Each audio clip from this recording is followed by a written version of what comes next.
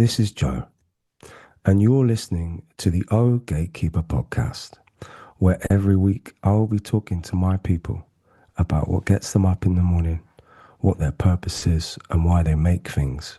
Hopefully, it will inspire you to do the same. Thank you. You can get episodes early and without advertisements over at ohgatekeeper.com, as well as weekly bonus episodes, playlists, and my Joe and Friends series. Enjoy. This week, it's with a great pleasure I get to introduce one of my favorite artists to ever touch the microphone and other things. His name is Danny Brown. How you doing? I'm great, man. Looking like you're in somewhere very fucking sunny. Yeah, I'm in Texas at home. Oh, nice. Feeling good? Yeah, just did a nice little 2 hours at the gym. Now I'm back home. You've been at the gym too. Yeah, man. I mean, I feel like once you get sober, and I'm in my 40s, man. So I got tired of waking up, and it's taking me fucking 2 hours just to stand up straight. Yeah, but we did earn that pain. We had a good Hmm. time Yeah, definitely. before then. Hmm. Yeah, I just joined the gym about 4 weeks ago. I was like, Oh, not.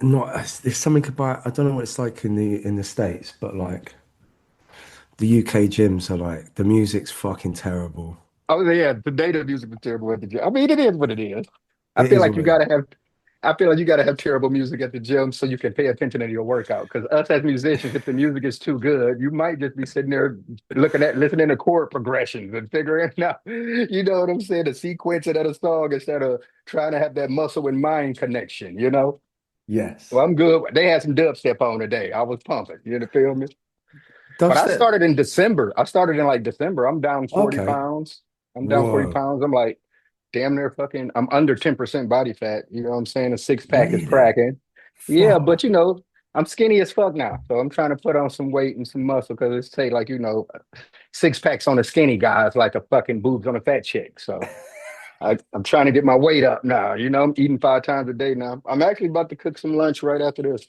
Sick. Well, I've got boobs, no six pack. I'm about 40% fat, but I'll tell you I, what, I'm I fit. was there too. I'm telling you, I was there too, man. It's just Yeah. consistency. That's really all it is. Yeah, our bassist fucking sobered up. He had like a real meltdown. Oh, And he had to take some time out from the band and like, really take some time out. So I didn't fucking see him. I spoke to him on the phone every day because like he was in a bad place and I love him. But I was like, hmm, fucking you do your thing.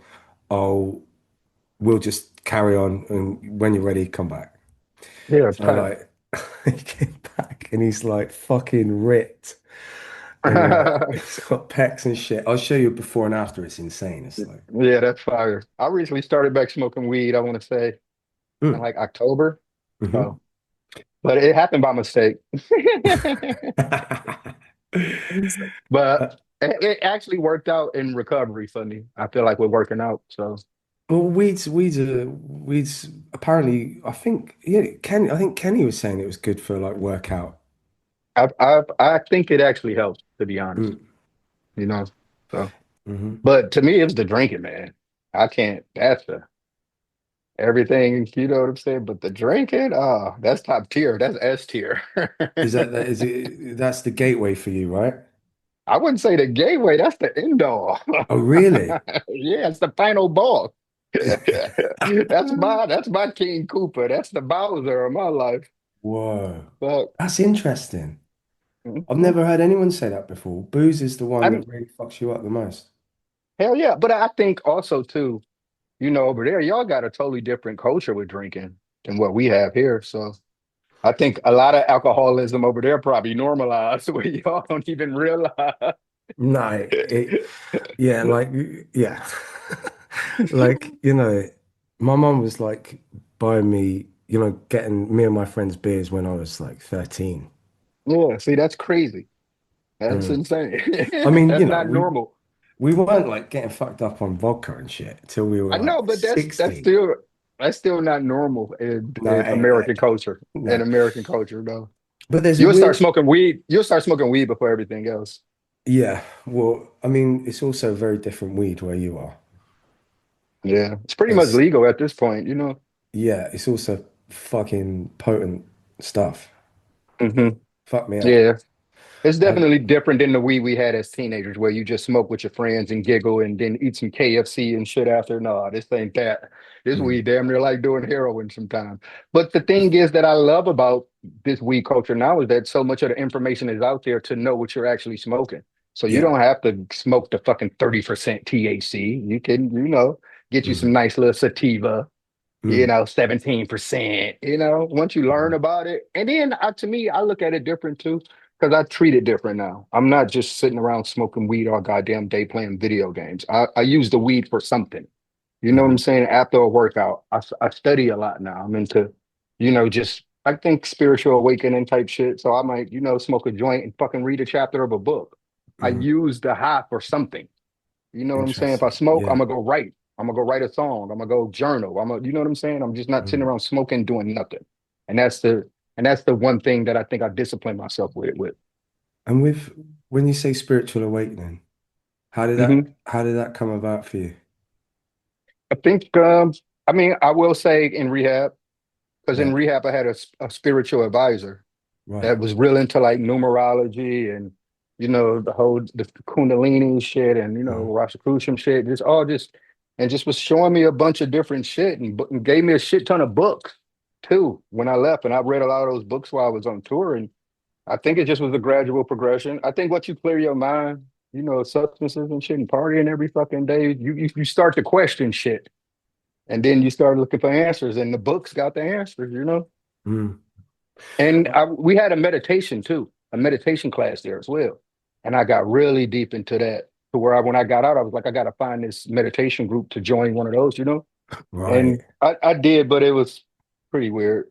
So I just Well, the been, group was weird. yeah. So I just been, on my own spiritual journey, my progression, Do you meditate on your own at home? every day, I find it sometimes really 3 times a difficult, day. bro. What kind of Yeah. meditation is it? I mean, it's guided. I'm doing some So, guided, but I'm also just now getting into like the chants and shit. mm, The vocal meditations and shit, using your vowels and stuff like that. So mm, I'm just not starting to get into that. I mean, yesterday was I see what happened was I get real deep into it where I get to the point where I can damn near do like 30 minutes and then I fall off some type of way. That's how I know it'd be like when I'm getting to my spiritual powers or some devil or something that come and just derail everything that got going mm. on. So now I'm just back. I did 20 minutes yesterday. Today I had a really shitty meditation session today, but I was really getting ready for the gym. But I'm gonna take another shot at it later on the day around 6 o'clock. It sounds like you're really on top of things though. Like in terms of like you understand like, oh, it was a shit one because I was getting ready for the gym. It's not like, oh yeah, I just had a bad session. I don't know why. You're like Yeah, you kind no. of you're processing things well. Yeah, sometimes you just can't quiet your mind. Mm, But mm, mm, one big thing that I really learned, man, because I've struggled, I guess, with just breathing. mm. Sometimes I would find myself just holding my breath and then I don't even realize it and I'm down there about to pass out. And I guess that's like some type of anxiety or something like that. But Right. I learned that since I've been meditating and since I've been not really like I would go on social media, but when I do, I go on it and then I just spend some time on it, and then I don't go on it for like a month. Like I went on Saturday night just bored. Mm, But I'm probably not gonna I just delete all that shit off my phone. I don't look at no social media, no nothing. And I haven't been having those holding my breath anxiety attacks right. since I've been meditating and since I've been not really involving myself with, I guess, any shit that I consider to be low vibration for me. Hmm. I love that. I find that fascinating because you like obviously as an artist, as an outsider, looking at your journey, like without going into the details of your fucking life, but like Hmm. just as a like musically, your choices of creative decisions and the things that I pick up on lyrically and the people you work with, producers and shit, it's always been on like an edge of you always seem to be wanting to move forward, never look back, as in repeat yourself stylistically or Hmm. you just always seem like one of those people, that like like a Bowie type where And you like also, Yeah, yeah, no, totally. I And totally like that low vibration agree. and that low vibration thing, you know what I mean? Is like, is that always like you always just like not looking to you're just always looking to better yourself and move forward and evolve spiritually. And now you're not on the drugs, you realize that that's probably what you were looking for the whole time, Hmm. musically and Yeah. personally. Yeah. I mean, I guess I am self-aware in that aspect. But yeah, you hit the nail on the head, man. But I do feel like a lot of my music was low vibrational for a long time because I was living a low Really? vibrational ass life. You Right. know what I'm saying? Yeah. And obviously now, like with the music that I'm making now, obviously things gonna change, you know, lyrically. But I think this is the most fun I've had making music since I was a fucking teenager and not getting paid for it. So Mm. I'm happy as fuck right now making Yeah. music, you know? Yeah. That's interesting about I'm trying to think of a song that that you're referring to as like low vibration, which probably in my life changed my life. I've Because made the it, thing is, I you're made speaking it, truths. You're speaking truths, whether but they're I'm like saying fucked up or not. You know, like, but make it, was that fucking uh, sniffing sniffing cocaine? yeah, shit Yeah. like that, What you tune's know? that? What song's that? Blueberry, Blueberry. Dr. That's it. Freaker. Yeah, yeah. I mean that's not low. That's low vibrations if you It talk is. about like, It's but low like. vibration. And I rhyme nigga with every bar. That's really hard for white people to sing along to. I mean, I haven't tried it, not yet. Any. But I would say songs were just like overly sexual. Like songs I've made entire songs about eating pussy. Like, come on. And then I got my daughter comes to the show and I'm sitting there playing shit. Like, you know what I'm saying? It's all natural, Danny. I know. Yeah, but yeah, But that's I look at it as a gradual progression. So yeah, for you to be able to accept the music that I'm making now and to see where I came from, that's a journey. I feel like that's a human evolution of mm. anything, you know? Yeah, and I think one of the things is if you build a journey as an artist like you have, hopefully like I have, definitely not as Yeah, successfully as what are you. you talking about? Not in Oh terms of man. like work like pushing yourself in new directions. I don't think so. Like you start when you started. There was already a sense of going when I started listening to you. Sorry, it probably wasn't when you started, obviously. There was always already a sense of like, I'm not fucking, I'm not your regular whatever, and like that you're always pushing something like, it's avant-garde, but like sounds like a weird word to use, but it is, it's avant-garde. You're going against the grain, and like, yeah, I just think that over time, people now will accept, like, like Scaring the Hose was like, it Mhm. for me, it was like, well, yeah, of course. There was no, but you put that on paper, people should be like, what the fuck is this wild shit? But it was like, it was a natural, obviously from you and Peggy, but it Mhm. was like, it made sense. And everyone wants it. They want it from you, which is a fucking cool place to be that you've worked at.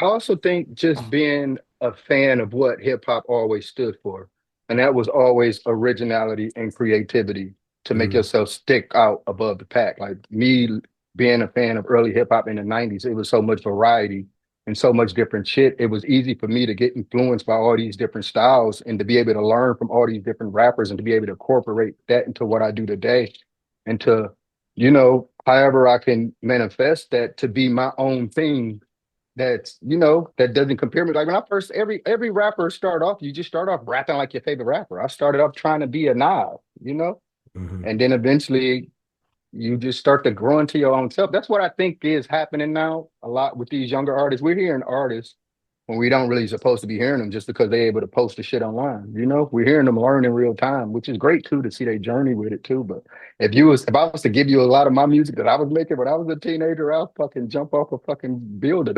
I'm not an Yeah. embarrassment. But that's So the embarrassment's the thing, like like the barometer or the acceptance of cringe is so much wider now because people are a lot more like, this is an yes. art form, pushing myself, people respect that more. People respect pop musicians, put in the same bracket as fucking whoever. And like, I think that's a cool thing with the youth is that they're not scared to like show they're trying new things and show they're pushing themselves and be fucking weird, whatever weird means. Yeah, because that was always my thing. And I think that was one thing that always stressed me out coming up as an artist was that if I made one shitty project, my life was gonna be over. And Mm. now these motherfuckers, they make a shitty project, they be like, fuck it, another one coming out in 2 months. And then people act like the one from 2 months ain't even exist. They be like, Yeah, yeah, yeah. so I guess that's cool, but I would put my life on the line in the early days. Yeah, I mean, I think there's something to be said for like the danger of ruining your career if you put shit out because then it sorts the wheat from the chaff, as we say in the UK. It's like I don't want my artist to be putting out 10 shit albums to find those two great ones. Just Fuck work at no. it. Like, I don't As a know. fan, I'm not about to wait that long. No, no, no. I'm not about to go through all that to find the good shit. Mm. It's interesting. I just that vibration thing is kind of, like, I was thinking about you the other day because I was listening to, is it Mike? Hmm. Is it his name? Is it just Mike? I think it's just Yeah. Mike. And I was But like, it would be sick if Danny Brown did a track with him. I was like, oh, I yeah, I yeah. do. I was like, oh, yeah, of course, yeah. But you know, when so like you gravitate towards people like for anyone watching this who doesn't know Danny or Mike, they don't sound anything alike. But I was like, this like I don't know, there's an energy of the way he works with the tunes and like, Because Mike is an amazing writer. Like yeah. I feel like one of the greatest poets of we got going right now. Like I don't like yes, he's a rapper, but if you just looked at what he's saying, that shit is like poetry, man. So I Mm, look at him like a fucking novelist, and mm, I respect anybody pen like that because that's what I am in the truest form as a songwriter and a writer in general. So mm, I tip my hat off to him. yeah. It's just interesting the way people gravitate, you know. Hmm. And like I'm in my 40s now as well, and I don't know, you just look around and you're like, fucking hell, all the things that brought me up, like you manifest them if you work hard and you just do what you love and you don't fucking do stuff that, you know, panders to what other people want.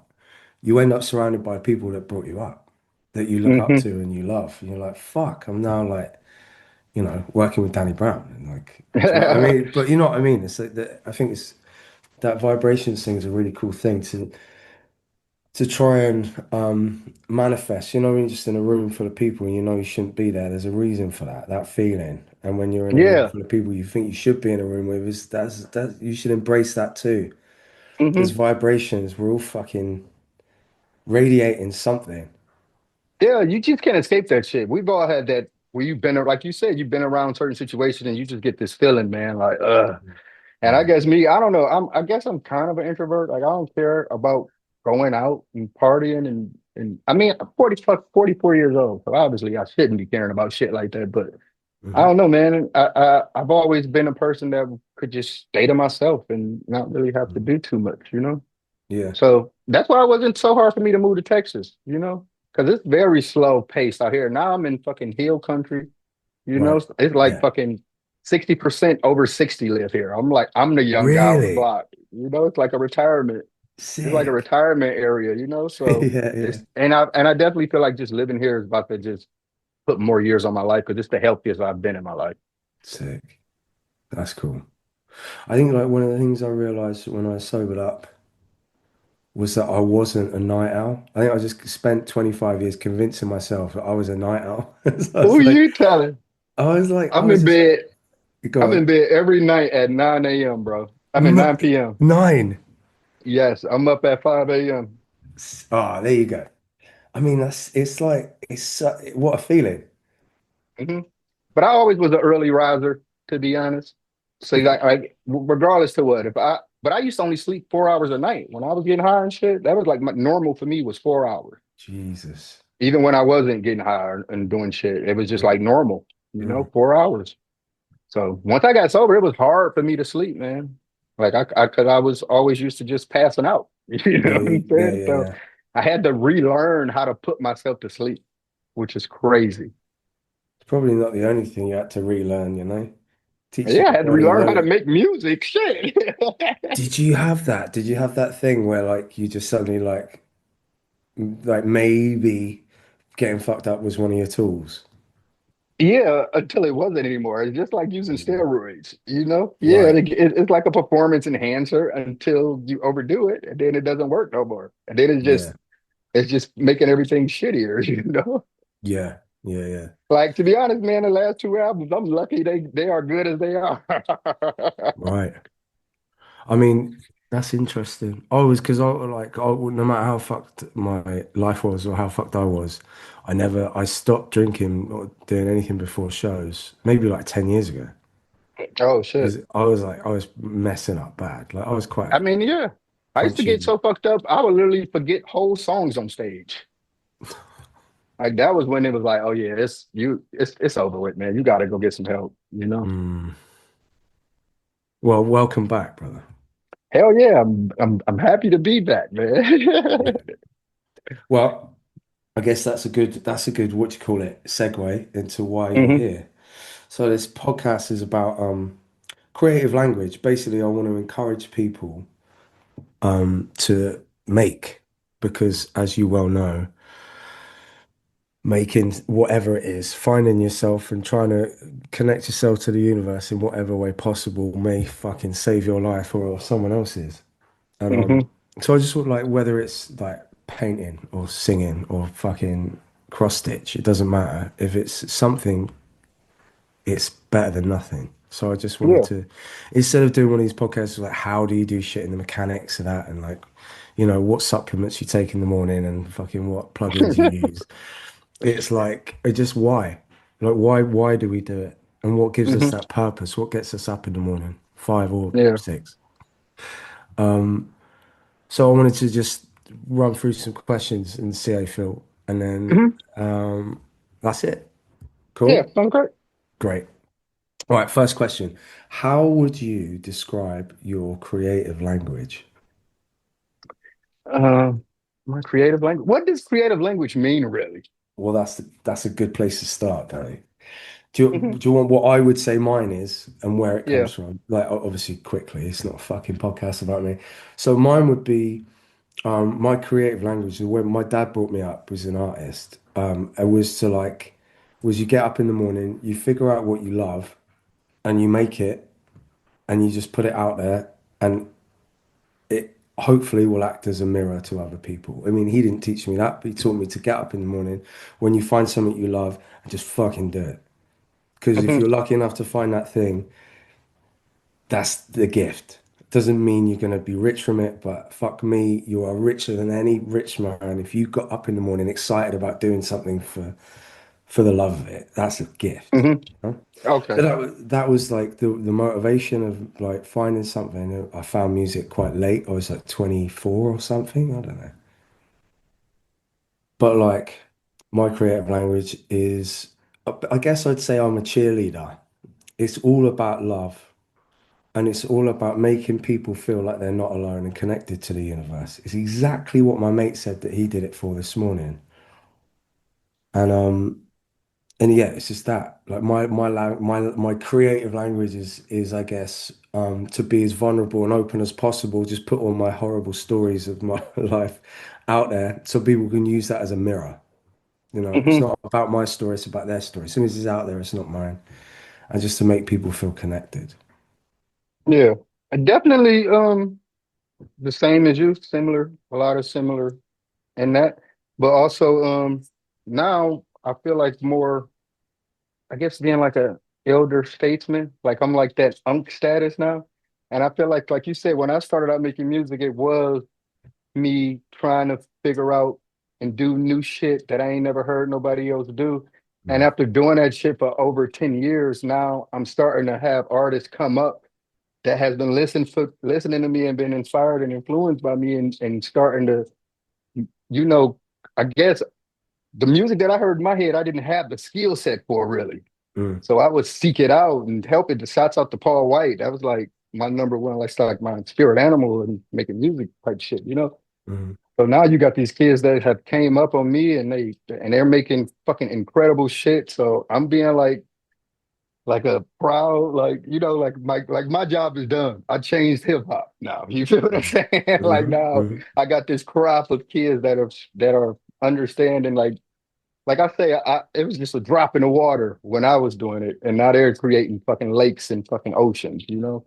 Mm, So it's just me being that OG to be around them and give them that advice for them not to make the same mistakes that I did and just be that, you know. mm. I guess laying the foundations, even with mistakes, is more impactful and creates bigger ripples than Hmm. making something that's seemingly perfect, because then everyone just thinks they can't do it. Yeah, You know what I exactly. mean? I think Yeah. your the way your music comes across is something so fucking honest. I Hmm. think because of the nature of your like your art is quite left field or whatever. It makes people it kind of like you say, it puts it on steroids. People see it and they see the fucking brutality and they see the storylines behind it. It's more vivid that way. Yeah, It's and also it was a form of therapy for me at that time. I don't think it's possibly go get some fucking real therapy now, you know what I'm saying? But I would put things in songs that I would be afraid to talk to my friends or family about. And you mm, know, and people would hear that shit and be like, oh, I didn't know he's like, you know. So so yeah, it was definitely a form of way to get shit off my chest that I probably was too, I don't know, too scared to talk to people about. mm. And that's crazy. You don't want to talk to people that have known you your entire life, but you would just put it out in front of the entire world. So that's like some oxymoron shit. But isn't that fascinating? The amount of people I've spoken to that are like that. Do you like, just sitting down with like, I can't imagine sitting down with my dad, like who I'm very close to. Like he's a good man and I love him and I trust him and shit. But there's just certain things I just couldn't say to him, but I could definitely put it in a song. Definitely. Isn't that fascinating? I totally agree with you. I mean, I guess that's the talent we have too. That's also, and I also look at it like, cause like me even putting that stuff into music and putting that stuff out there, it definitely gravitated to a lot of people and helped them with it. So, Yeah. and that was something that I didn't really, I can't say that I knew what happened because Hmm. I was just putting all my fucked up shit that I was going up through as just a way for me to, you know, to get up like an escape, you know? Yeah. So for people to not hear me like glamorizing that lifestyle and to hear the pain in it and what I was Mm, going through in it and to be able to get help for themselves too, that's amazing to me, man. I get people hit me up all the time, be like, man, trust the exhibition changed my life and shit like that, you know? yeah. And mine. Shit, thanks.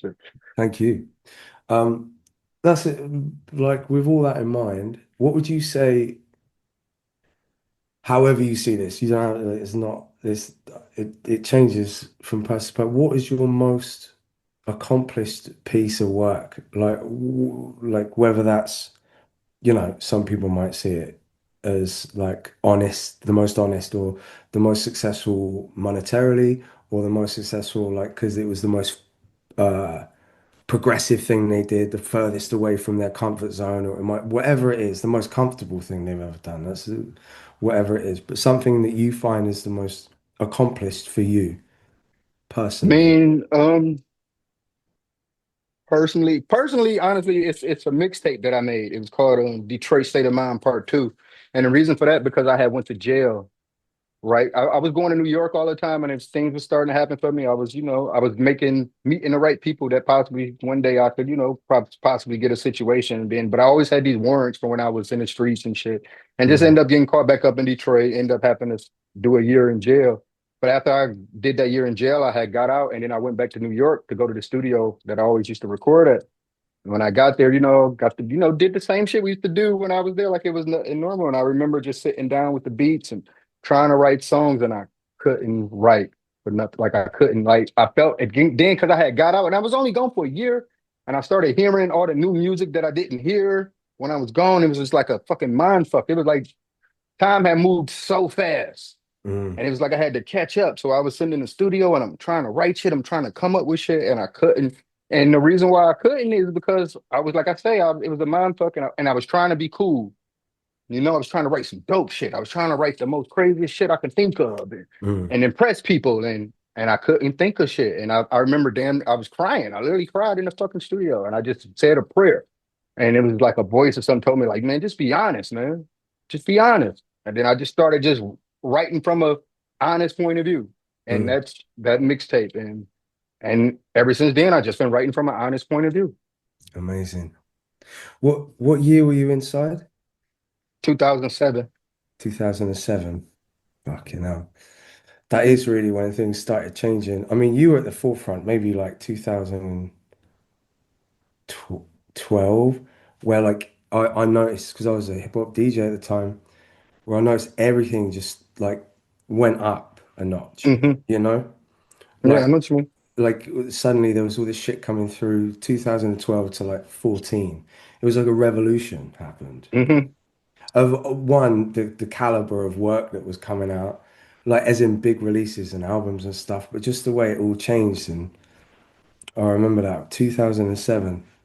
I mean, you gotta look at it like the floodgates had busted open at that point. It wasn't Mm, music wasn't dictated by what major labels and shit put out at that point. Like it was a time, a motherfucker can post something on the internet and people will see that it's just you posting your mixtape and they not might not check it out. And the times have changed where motherfuckers you ain't know and they was shit was blowing up right in front of mm, your face of just some kid making something in his bedroom.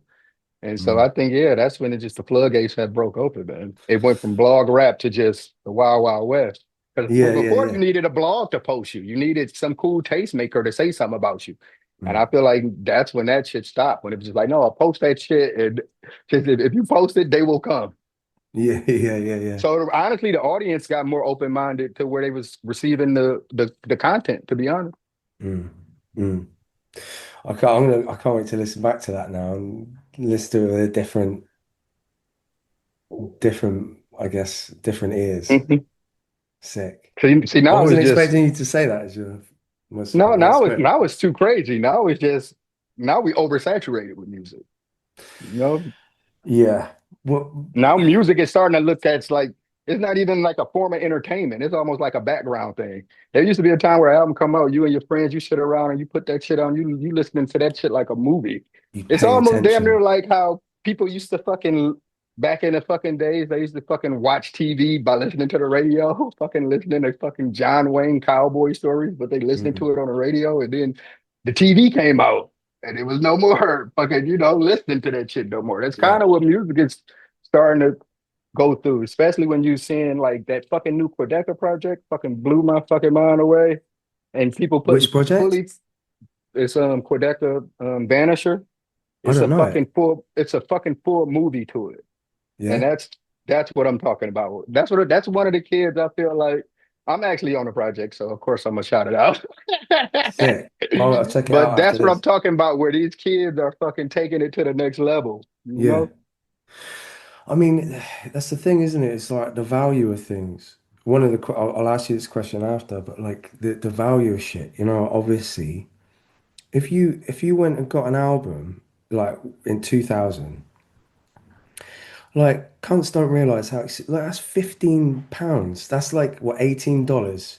You're going in with your fucking with your like, I worked in a supermarket. I worked supermarket money, like looking at all these new releases, like I'm gonna have to go with which one looks the sick. You can't listen to the CDs. It's not like vinyl shops and shit. So you're Hmm. like, I just have to go with the best album cover.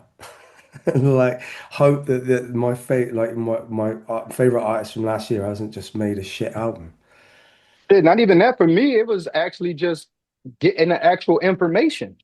Like Mm, I had a blockbuster video that was like 3 miles from my house, and I would literally walk there with maybe like $5 just to go buy a magazine mm, because I didn't know what was going on with hip hop, or even just go to I live like one shot from the mall, and I can just get bus fare, and I can go to the mall, and I can just go into a Sam Goody and look mm, at the wall and see what dates the releases come out, and then go over to the new releases section and put the mm. headphones on and listen. And dude, I would literally do that and then just go back home. Didn't even have no money to buy the album, you Is know? it that thing as well? Like you just remind me, like things like we used to have this magazine in the UK called Hip Hop Connection. And like, so I'd read that, and you'd start to like know and trust certain journalists because you'd be like, Yeah. last time you said that was a fucking four mics. And that was not four mics. You're a fucking No, liar. I'm not no, trusting that guy. No, yeah.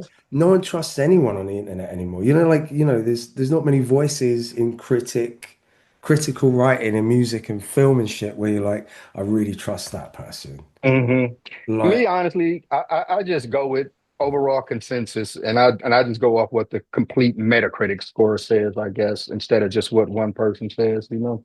yeah. But at this point, where I'm at in music, sometimes shit, if certain artists get like a low review, that make me want to go check it out even more. Cause so half the time I'll be like, no, y'all don't get it. Y'all Yeah, yeah, yeah. Yeah. because I'm at the point now I'm older than a lot of these motherfuckers that's reviewing these albums now at this point. So my musical knowledge is way vast compared to theirs. You know what I'm saying? Fuck yeah, So yeah. You we've that done our and I think time. that's what we're struggling with at this point, you know? Yeah, it's a weird one, right? Like this that I think oversaturation is the right word, Danny. It's like there's a lot. It's like I don't know who to trust anymore. And like it is hmm my own ears, and I've always trusted my own ears. I like especially now you got access to shit. I don't have to tell someone. Like people ask, "What's your favorite album you've heard this year?" I'm like Bob Seger. I didn't know who Bob Seger was until like 4 months ago. He's changed my Oh life. wow. You know, I'm That's like crazy. fucking. What's this? What's the album? I don't even know what it's called. Stranger in Town. I was like, hmm this fucking album's unbelievable, and it's like that's all right. You know, Yeah, like that's it's dope. not like who fucking. I don't know. I'm not gonna pretend I like shit anymore. I stop that. No. I stop that in my fucking I think it's not twenties. much like the hard part with the oversaturation is to sit with a project when five just hit, you know what I'm saying?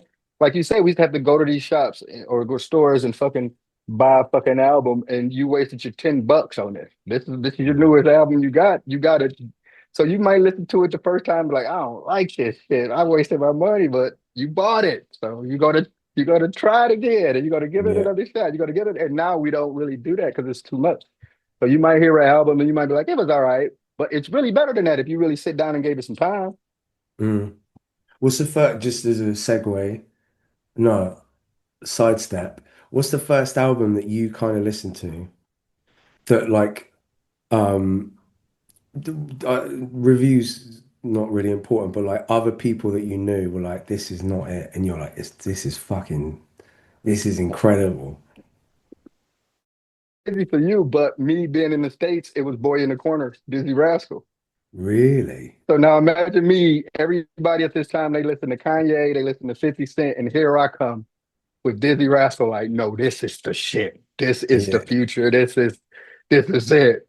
And they was yeah, like, no, this is you aren't fucking saying this shit sounds like video game beats with a fucking I yeah, can't yeah. understand what he's saying. Like, is he Jamaican? Is he Mm. what is this? So, but I knew it. I'm like, no, this and that album changed my life. That changed my entire style of rapping and the way I looked at rap. Like, I still try to fucking rap like Dizzy to this day, you know? Yeah, I've noticed on some of your stuff you use like definitely grind flows, which is sick. hmm Yeah, You know, the new album is filled with fucking grind flows. I sick. feel like I mastered them now. Magic. Yeah, I hmm don't like it's interesting when I watched that. Did you see that series? Probably not. It's probably like a UK tourist thing. There was a series, I think it was on Netflix, and it was like hip hop, but it was like each episode was a different area of the Yeah, States. yeah. I've seen that. Yeah. And I just didn't, obviously I knew it was a regional thing, like obviously, but I didn't realize how fucking wild that is and how hmm like like a lot of people just wouldn't venture outside. They wouldn't listen to shit outside, you know. Someone from Chicago Yeah. is not listening to even something like in Detroit. It's not even that No, close, you know. I wouldn't say that. I would say it was more so just the East Coast and the West Coast thing. Oh Because yeah. us in the Midwest and the South, but I would say us in the Midwest, we didn't really have no artists to really like. You get what I'm saying? So we listened to everything. Now, Right. obviously, the culture in the South, that music represents the lifestyle out here. Same with the East Coast, same with the West Coast. So us in the Midwest, we was like getting everything. Detroit didn't really have a really established rapper to Eminem. Hmm. And it was so you had a lot of local rap in Detroit, which is crazy about Detroit local rap because the style of rap that people hear from Detroit that's really popular now, that they've been doing that since like the 90s. So it's great to Right. see that genre of rap, that Really? style of local Detroit rap that they created, the kids stuck to it and Hmm. that that's almost like culture. They stuck to it and now they're doing it fucking 20 years later and they making fucking blowing up, selling records doing it. So I Yeah, yeah. fucking love that, you know? Yeah, that's it. I think like, it's a weird thing, just the geography of it. You know, when people come to our show and they're like, "Yeah, I've driven 8 hours to come see you guys," and you're like, Hmm. "That's like the length of my country. That's fucking insane." Yeah, that is. And then you think about it, it's just basically Europe. You know, it's like it's fucking huge. So because of that, I think spread different things spread and some things just never spread. And like, because I never got the UK rap scene. I obviously grew up in it. Like I listened to hip hop since I was like 10 or something. But the UK rap scene was always just a bit. It just felt like it was like loads of MCs trying to be conscious and trying to be like, we're not from the US. And it was just an obsession Yeah. about like, the jealous cousin. It's like, yeah, we get it. You're not from the No, I get US. it. I totally get But it. like, and then the grime thing happened, or garage happened, which came from, I want to say, was it Chicago? No, no, that's house. Anyway, garage came from the US and just changed everything. And then grime came from that, I guess. Hmm. And it was like fucking electric because suddenly It there was was it something. was one good UK rapper I used to listen to back in the day. Klashnikov. I love Kailash Klashnikov. Klarknikov. Yes. He's I love incredible. Klashnikov. See, that's what I'm saying. So The they did have sagas of Klashnikov. that album's fucking mate. That's Hmm. really cool. Yeah, I told you, man, my hip hop knowledge is vast, man. of course, of course. Yeah, yeah. Klashikov. I think he lives near Bristol, where I live. Oh, I really? think so. Yeah, I think because there's these guys from I think they're from Bristol called Aspects. You probably don't go there. That Bubba, one of the guys in it, I think is a hypnotist now, a hypnotherapist. Anyway, so I was chatting to this guy who knows him as like a DJ in the area. And he was like, yeah, I was talking about Klashikov. He was like personal trainer and we used to listen to a different album every time. And when we both went Klashikov, sick. We played it. It was I was like, this is honestly one of the best UK albums. And he's Mm-hmm. definitely underrated in this country. Like massively underrated. He's an incredible MC. Um, But yeah, it turns out he lives in, I think he lives in Milton Keynes or Western Supermare. I think it's Western Supermare. It's like this really weird seaside town. It's like, it blew I my also mind. Like, it's like like, what the fuck is he I, living there? I would say the new UK guy that I think is doing something cool is Joe Nino. I don't know him. Yeah, he's What's doing he, something really cool. what's his name? I think it's G I think it's JWINO. Okay, Janina. Cool. I'll check it out. Yeah. He kind of got he got a little Mike Skinner in him, which that's what I love. Oh yeah? Yeah.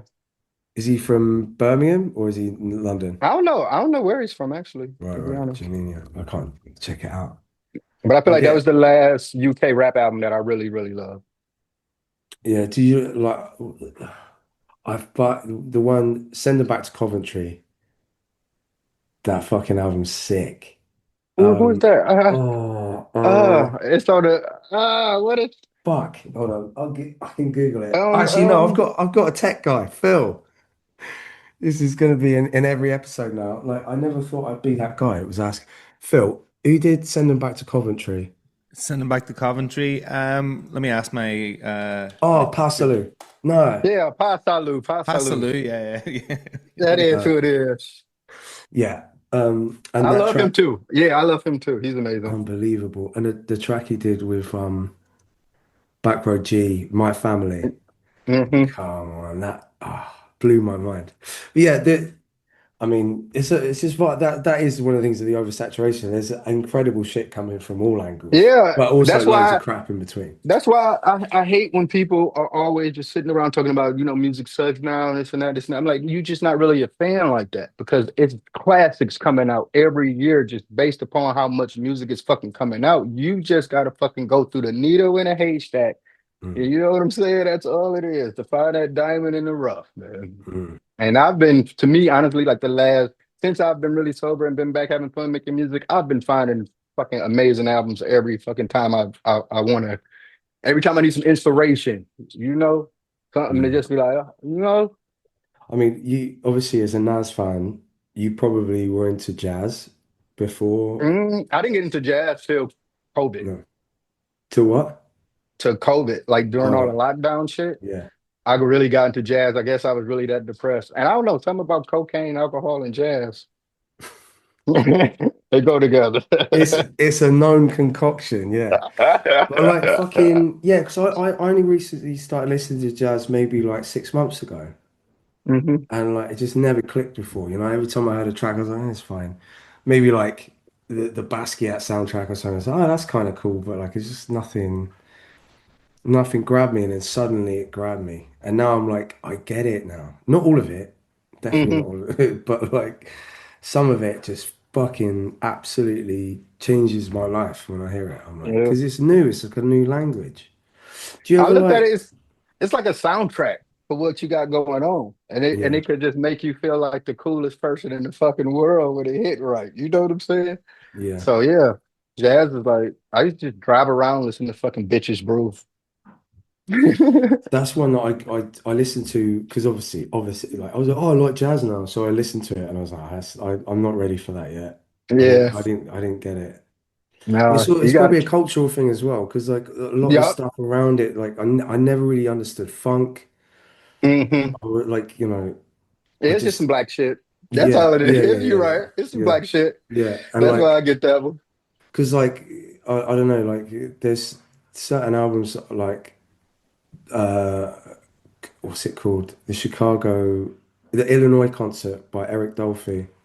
He's Mm. like John Coltrane's arranger. So he's kind of like, it's just fucking incredible, man. But it's easy. It's not like, it's not pushing me sideways. It's not pushing or Yeah. pulling. But like, it's just absolutely, God bless the child. That tune, man, is just like, it's like heaven. It's like heaven. hmm And I I mean, think I when I was, obviously feel like us as songwriters, we obviously gonna gravitate more to songwriting based songs. So yeah, for us to even just get into jazz, I feel like that's just us progressing in our musical knowledge in some type of way because it has to help yeah, based on their time signatures and stuff like that. I mm, mean, my the first instrument, well, the only instrument I really learned in school was trumpet, and I can definitely say because I used to get the trumpet solos, and they would be like, "Dang, you know what I'm saying? yeah. I kind of rap like how I used to fucking play those trumpet solos in the fifth grade. That's So it it. definitely something connects that way, you know? Have you got any recordings of you doing trumpet when you were a kid? Fuck no, fuck Oh, no. I mean, imagine full circle getting that on a record. It was one of those things where I mean I love doing it, but then once I got like in middle school and shit, like was getting teased and bullied about that shit. So I was Yeah, of like, fuck course. that. Yeah, trumpet's Walking not around with the cool. walking around with the trumpet case of getting me jumped on, man. This shit gotta stop.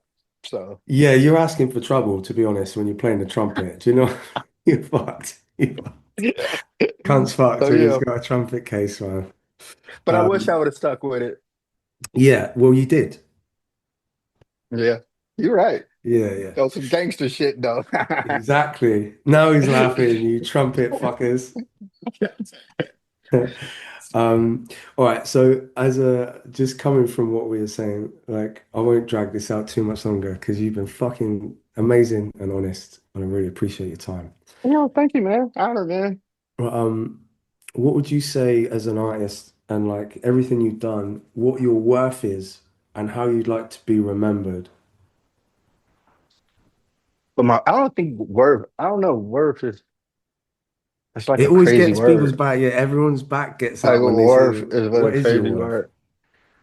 But I don't know, just like I said, man, I want to be the one that, laid the foundation for rap music being accepted just like every musical genre. Because people Mm, always look down on rap music like it's such an easy thing or not really looked upon as like a actual like people playing instruments and all they do is just sample and it's you not really need a talent to be a rapper kind of thing. And it's just like now you seeing people like that fucking Quedeca album and shit like that. Like shit is going to the next level where you gotta respect fucking rap music just like every other fucking genre. And I just think mm. just if I'm mentioned among one of the ones that helped spearhead that, I'm good. Yeah, yeah. Well, thank you very Uh, much for all you've Thank offered. you, To fucking man. all right, one last question. Death Row Dinner. What is it? Death for dinner? Death Row Dinner. Oh, What my would your death row last meal dinner? be? To be honest, I wouldn't want a last meal. I would want a fast. because they say you shit on yourself when you die, Oh, and I just don't even want to embarrass myself in my death. okay. We'll change the question. So nothing. I'm a What's your fast favorite? and take What's your favorite? Gun to your head. Favorite meal? chicken gizzards and livers Really? fried from Mr. Owens liquor store. You're a twisted man. I Yeah, can't it's when wait I to was a try that. kid. When I was a kid, I grew up down the street from this liquor store called Mr. Owens, and they used to make fried chicken livers and gizzards. You can buy a pound, you can buy half a pound, you can buy a mix. You can just buy gizzards, you can just buy livers. But I was raised on eating that shit, Yeah. and they had a different recipe to how they made their shit. And then they shut down, I want to say maybe early 2000s, and I never had chicken livers and gizzards Oh shit. like that ever again. I'm every now and then I find a spot that's sell them and I get them, and it's never like that shit when I was getting when I was a kid. So if I can just get some Mr. Owens chicken gizzards and livers one time, I will be That's time. I can tap out Mm. with some hot sauce and some crackers straight out Okay. the aluminum foil. Yeah, yeah.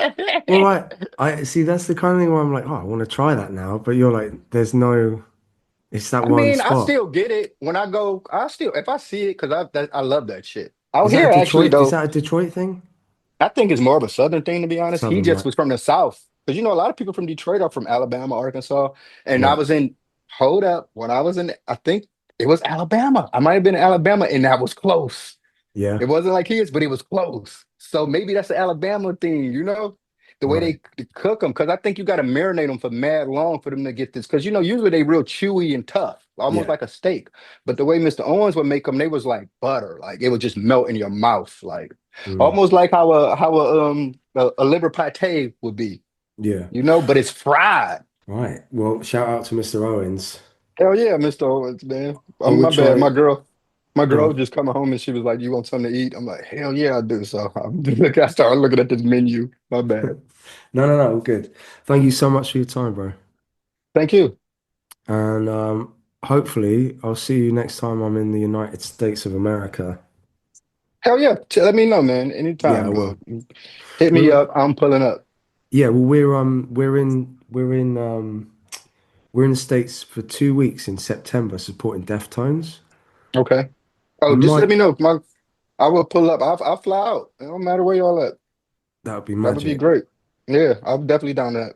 And then maybe talk about getting on a record together. Yes, definitely. I've got some ideas cooking.